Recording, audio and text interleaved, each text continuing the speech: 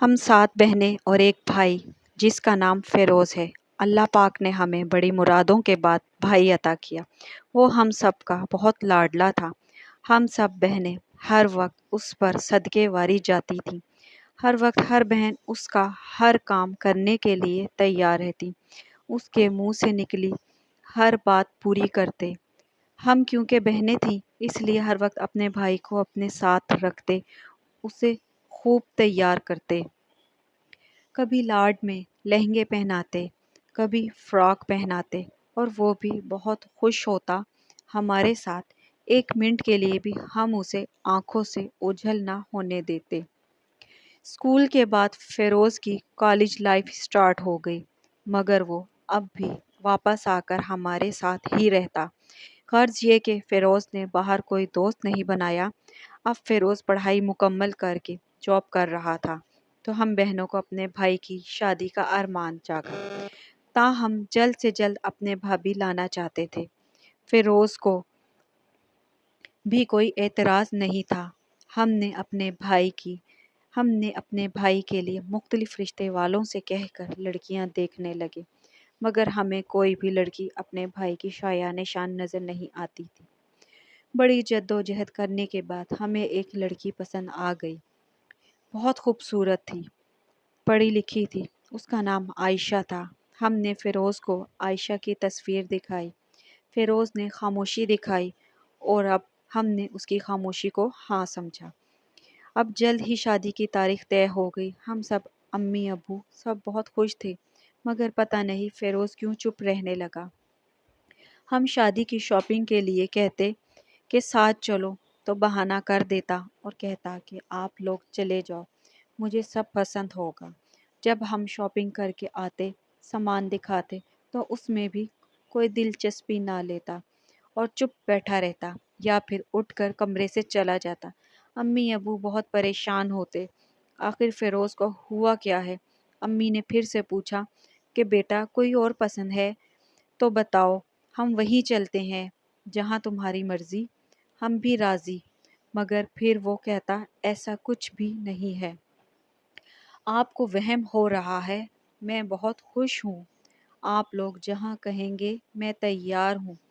جبکہ فیروز نے تو عائشہ کی تصویر تک نہیں دیکھی تھی۔ خیر دن یوں ہی گزرتے رہے اور شادی کا دن بھی آ گیا۔ ہم سب بڑے ارمانوں سے اپنی پیاری بھابھی کو رخصت کر کے لائے، مگر صبح صبح بھابھی اپنے گھر واپس چلی گئیں اور وہاں جا کر طلاق کا مطالبہ کیا۔ سب بہت پریشان ہوئے، آخر ہوا کیا؟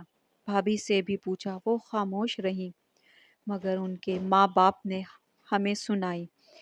بھائی سے بھی پوچھا تو وہ بھی خاموش رہے اور کچھ دن بعد بھائی نے بھابھی کو طلاق دے دی۔ اس صدمے سے امی بیمار ہو گئیں کہ یہ سب کیا ہو گیا۔ کتنے ارمان تھے اپنی بہو کے، اپنے پوتی پوتوں کے، مگر قسمت میں کیا لکھا تھا بھائی کے کچھ پتہ نہیں تھا۔ خیر بھائی کی پھر سے شادی کی کوشش کی، مگر اب بھائی راضی نہیں ہوتا تھا۔ میں فیروز سے پہلے نمبر پر تھی۔ میری اور فیروز کی خوب اٹیچمنٹ تھی، ہر بات ہم شیئر کرتے تھے۔ میں نے بہت کوشش کی مگر فیروز خاموش رہا۔ ایک دن میں رات میں اٹھی تو پیاس لگ رہی تھی، کچن جا رہی تھی تو فیروز کے کمرے سے کسی کے بولنے کی آوازیں آئیں۔ میں بہت حیران ہوئی، اس وقت کون ہو سکتا ہے، اور اس کے کمرے میں نے کھڑکی سے جھانکنے کی کوشش کی تو جو دیکھا دیکھ کر چکرا گئی۔ یا اللہ، یہ کیا ہے؟ فیروز لڑکی والے کپڑے پہنے شیشے کے آگے کھڑا تھا اور بول رہا تھا، تم صرف اور صرف میرے ہو اور میں تمہاری ہوں۔ فیروز تم میرے سوا کسی کے بھی نہیں ہو سکتے، تم مجھے کبھی چھوڑ کر مت جانا، نہیں تو میں مر جاؤں گی۔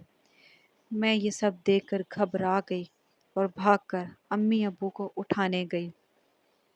امی ابو اٹھے تو انہیں بھی کھڑکی سے ساتھ لے کر دکھایا۔ امی تو یہ دیکھ کر رونے لگی، مگر ابو نے امی کو حوصلہ دیا، کہا کہ چپ کر کے واپس چلو، صبح دیکھتے ہیں۔ صبح جب بھائی ناشتے کے لیے ڈائننگ ٹیبل پر آئے تو امی ابو بھائی کو حیران ہو کر دیکھ رہے تھے، مگر خاموش رہے۔ फिरोज़ देखने में बिल्कुल नॉर्मल लग ही नहीं रहा था ये रात वाला फिरोज़ है जो लड़की बना खड़ा था। भाई के ऑफिस जाते ही अब्बू भी घर से चले गए। तकरीबन 2 घंटे बाद जब वापस आए तो बताया, अपने एक दोस्त जो कि ज़हनी अमराज का माहिर है, उससे मिलकर आया हूँ। उसने कहा है कि वो आज शाम हमारे घर आएगा और ख़ुद फ़िरोज़ से मिलेगा। शाम को भाई ऑफिस से आए तो अब्बू ने भाई को बताया कि मेरा एक दोस्त आ रहा है आज शाम को, तुम तैयार रहना, तुमसे मिलना चाहता है। भाई हैरान होकर पूछा, मुझसे क्यों? अब्बू ने टाल दिया, वैसे ही मैंने अपने बेटे की इतनी तारीफ़ें की हैं तो कहता है फिर तो फ़िरोज़ से ज़रूर मिलूँगा। भाई अच्छा कहकर कमरे में चले गए। शाम को जब अब्बू के दोस्त आए तो उन्होंने कहा कि मेरे फ़िरोज़ से अकेले में मिलना चाहता हूँ। अब्बू अंकल को भाई के कमरे में छोड़कर खुद आ गए। तकरीबन 2 घंटे के बाद अब्बू के दोस्त फ़िरोज़ के साथ नीचे उतरे। भाई देखने में काफ़ी फ्रेश मूड में लग रहे थे। अंकल ने हमें चुप रहने का इशारा किया। हम सब खामोश रहे। खाना लगा, बड़े अच्छे मूड में सब ने खाना खाया। अंकल खाना खाकर चलने लगे तो अब्बू से कहा कि आओ साथ वॉक करते चलते हैं। उन्होंने रास्ते में अब्बू को सारी बात बताई। उन्होंने तसल्ली दी, टेंशन ना लो, अभी भी कुछ नहीं बिगड़ा, फ़िरोज़ ठीक हो जाएगा। अब्बू घर आए तो काफ़ी परेशान थे।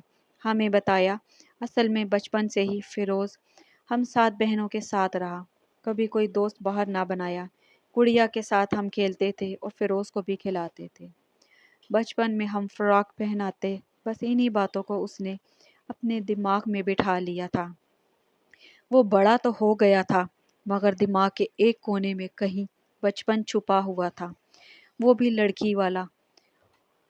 वो उसके ज़ेरे असर था और दोहरी ज़िंदगी जी रहा था। दिन में भाई तो रात में वो अपने आप को लड़की समझने लगता। डॉक्टर अंकल ने कहा कि थोड़ी सी मेहनत से वो ठीक हो जाएगा। मैंने मेडिसिन दी है, उसे रूटीन के साथ दो और कोशिश करो उसे एहसास दिलाओ कि ये एक मर्द है। उसे किताबें ला कर दो, लड़कों वाले खेल कूद और प्रोग्राम दिखाओ तो बहुत जल्द नॉर्मल ज़िंदगी में आ जाएगा और जल्द ही दोहरी ज़िंदगी छोड़ देगा। हम सब की मेहनत से फ़िरोज़ बहुत जल्द ठीक हो रहा था। हमने उसके कमरे से चुप करके लड़की वाले कपड़े हटा दिए और फुल टाइम उसे देने लगे। क्रिकेट मैच, किताबें वगैरह और मालूमाती प्रोग्राम वगैरह दिखाते। उसका ध्यान काफ़ी हद तक हमने बटाया। आज इस बात को 5 साल हो गए हैं। भाई एक मुकम्मल नॉर्मल ज़िंदगी गुजार रहा है। भाई की शादी भी कर दी।